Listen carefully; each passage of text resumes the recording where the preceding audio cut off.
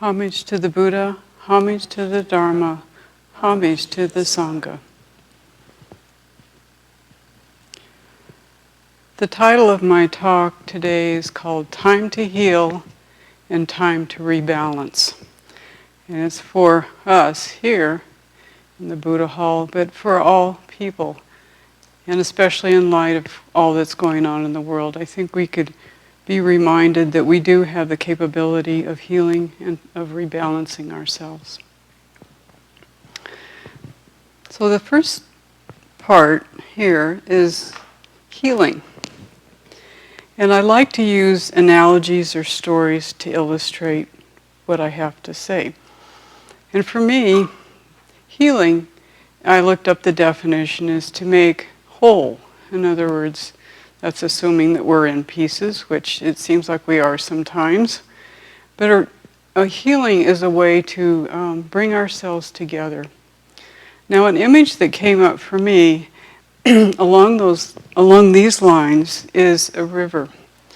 And I know it's been used a lot. However, the river idea of a river, if you've actually ever sat by a river or seen a great river, can be very healing.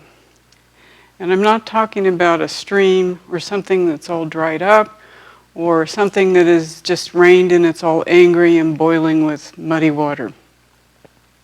But the rivers I'm talking about are something like the Columbia River. These are mighty rivers, big rivers. I'm not used to them growing up in Southern California. The what was the other one? The Mississippi River. I'd never seen that until a decade ago. These are mighty rivers. And the Sacramento River, that's where I first caught on to this idea of sitting by a great mighty river. I find that when I sit there and just simply watch the water flowing, because it fascinates me, the water, the strength of the water is simply flowing with mighty strength, and it's much bigger than I am, and I like that. And it's also has a gentle energy about it, which, if I sit there for just a while, like maybe 10 or 15 minutes, I find that the water helps me heal. What does that mean? I can let go of all the things that are constricting my mind, and that it is allows me to let that go, because I can just sit there and simply watch the river go by. Simple. There are rivers around. That's healing.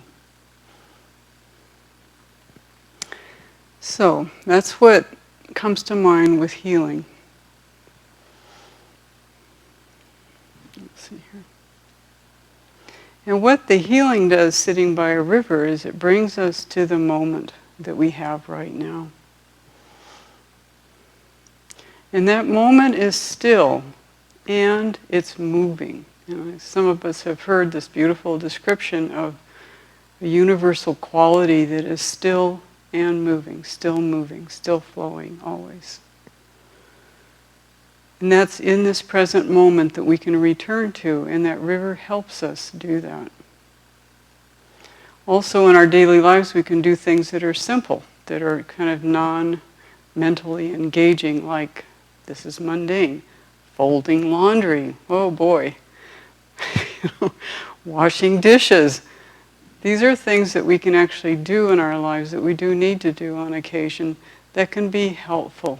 Why is that? Because if we can give ourselves wholly to that moment of what we're doing, and it's not terribly demanding of our engaging with our mental minds, but we can just sit there and fold the laundry or stand and follow that energy that we're doing, simply folding, simply washing the dishes. And that can be healing too. The moment is what we have to heal. We can't really think about healing in terms of what's gone on in the past, because it's gone, or what's going to happen in the future, because it's not here right now. But right now, we have this opportunity to sit still and help ourselves out by engaging in these other activities that maybe normally we wouldn't do in such a way. And this will help us heal. Another part that I wanted to talk about was balancing. I think we all have, that is a law of the universe, come to think of it. It's a physical law that we're always rebalancing ourselves in one form or another. And that's where you have the opposites in our practices. You have something like anger, and then the balance of that can be love, but it can be carried away to love and light. And that shift in balance is going on all the time within us. However, rebalancing that I wanted to talk to is returning to a balanced state. Something that's stable. And a balance would be something that reaches or achieves a state of position between extremes. And I came up with another illustration. Well, one is a silly one, but I like it anyway. In the dictionary, they have the word balance, of course, in great length and detail. But they have a word called balancer. And one of the definitions of a balancer is a rudimentary insect wing. And I thought, that is interesting. I never would have thought about that. I didn't know about that. But if you can think about it, you need to have something, if you're flying, to balance you, right?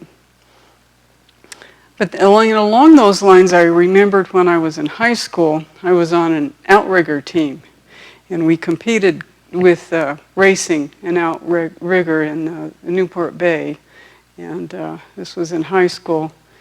And I thought about an outrigger, and I don't know if any of you know about outriggers, but they're not just simply a single hull of a boat, but they're a single hull, and they're very sleek, because they want to move through the faster water quickly with our, the women that are in the boat, pulling the water, or steering, not steering, but using the oars. And without that, so you have a single hull, and then you have a ballast that may be out 10 or 15 feet that's out on sticks or, poles, sturdy poles.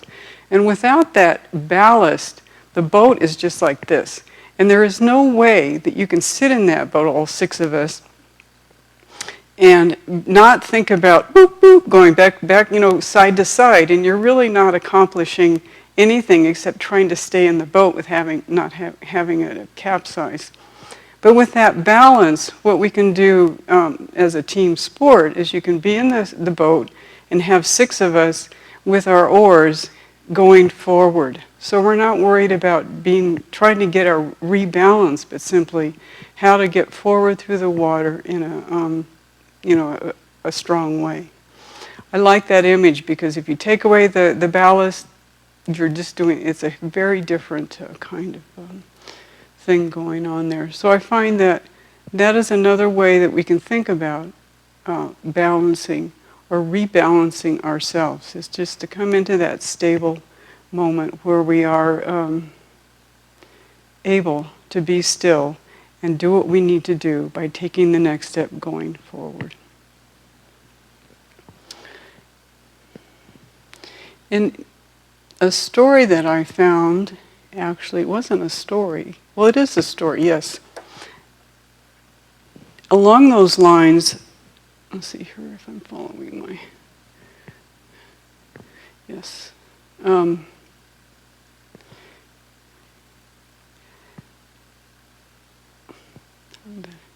Along these lines, I've been just reading, and I have picked up a few thoughts here and there through my Buddhist reading about how we can possibly help ourselves out by balancing or rebalancing.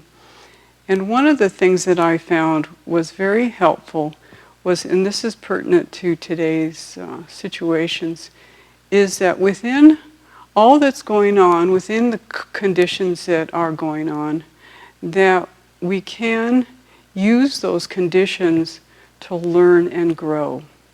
And that's kind of a hard thing for a lot of people that are upset to understand, fair enough. And this is a possibility. I'll just throw that out. Now here's the story that I wanted to mention that illustrates this. I happened to be talking to somebody yesterday, that lives in New York City. She told me a story, and I thought I would share it with you. This is her story. She lives in New York City, and she's lived in New York City for quite a while, which means that she knows about the COVID virus and how serious it is, and also she has the savvy to know how to move through the city and all of its, lots of people in dangerous situations. And she likes to get out and walk. And so she was out walking one day, and she saw a man who was with his young daughter, and he was beating his daughter up. He was abusing her. And so she walked up and said, started to argue with him and said, that's not a good thing to do. You're harming somebody, it's just a child. And what happened is the man they got into an argument, and she got really upset about what was happening and felt like she couldn't do anything about it. So she left the situation realizing that, she had gotten upset and probably didn't contribute much good to the situation. It really bothered her. She had a lot of remorse about the situation. And just in the next couple days, the same kind of situation, she was out walking on the streets again, and the same kind of situation happened again. But this time, she had the resolve to do something a little bit different. So this is what she did. She walked up, and this time it was a well-dressed man who lived in the neighborhood, had his mask on, and there was a homeless woman who had her groceries and was making a lot of noise. So the man went up and started to yell at her and to abuse her verbally.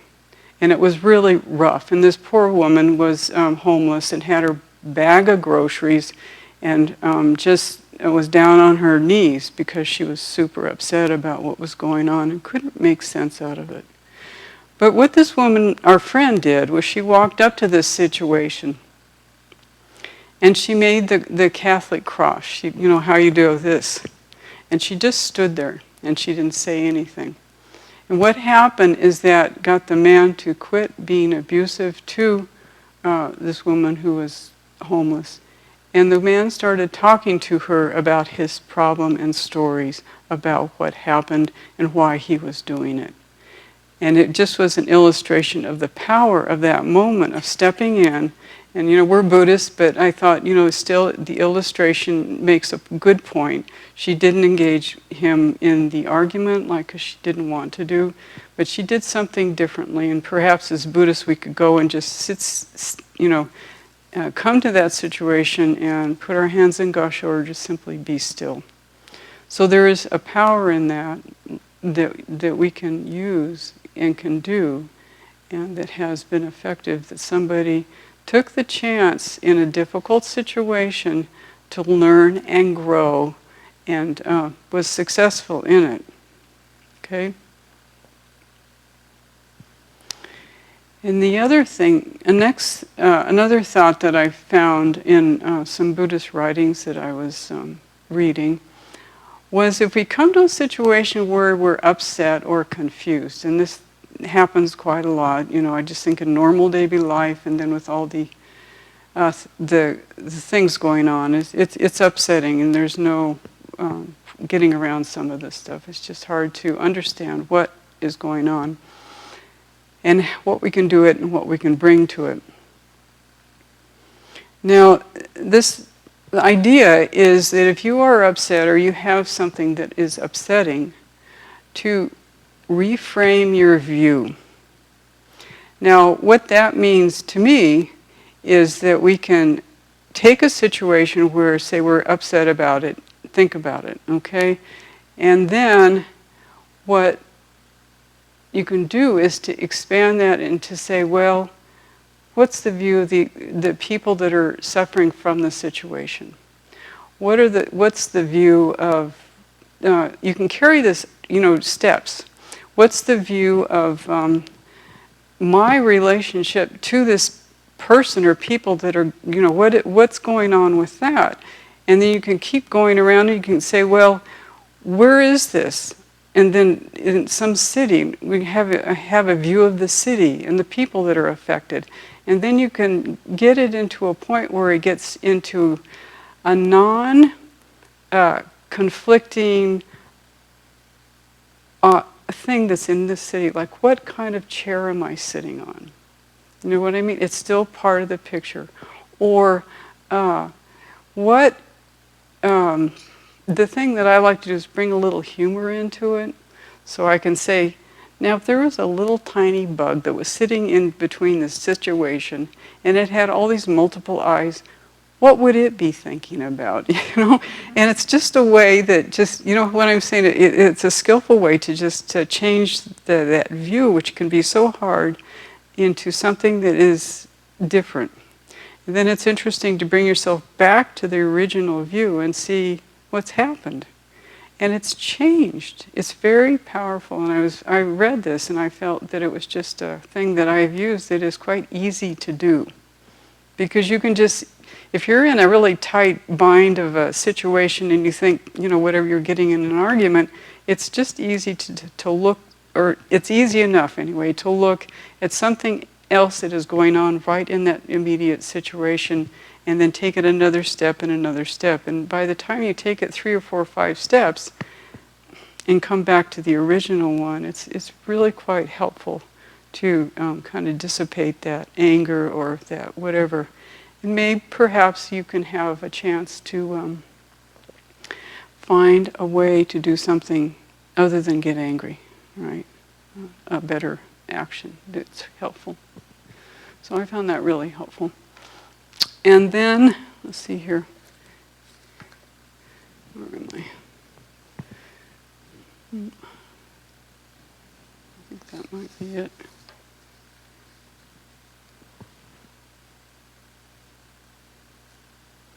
And the only other, not the only other, but another thing that I found is that just in my daily life, if I get a little too focused on what I'm doing, which happens, that if I can just take the time to, while I'm walking, while I'm doing things, to look around a little bit. This is like reframing my view. But if I can look around and see things that help me dissolve my edges, I like that. And there's a lot of examples, like people, some that come to mind are, if I can see a friend smile, you know, or if I can read a phrase that's inspirational. Or one I found, this was when we had snow, was I never realized that spider webs caught snowflakes. But I saw one day and I went, isn't that beautiful? And that spider web was in a way designed, you know, to catch snowflakes. And I just thought, my goodness. And you know what it did? It just caught me in that moment. And I was like, whew, you know, it was just as I could have a broader view. And it was actually helpful, rebalancing and healing. And I could carry on. And I have found that that's a useful skill that I think we can all engage in. So what I feel is that moments of healing and rebalancing come and go with conditions, and they're available for all of us to engage in. But they're fluid, like all things, and they're also impermanent. So it's not something we can hang on to and make anything about it. But one indication that I find of rebalancing and healing is there are times when joy and gratitude just naturally spring up. And I find that is, without making it into an anything, that is just exactly what rebalancing and healing are. And I just want to encourage us all to carry on. Those of you who aren't here that might be watching this, I offer all of this to all of us so that we can carry on as best we can and take that next step. Thank you. Homage to the Buddha, homage to the Dharma, homage to the Sangha.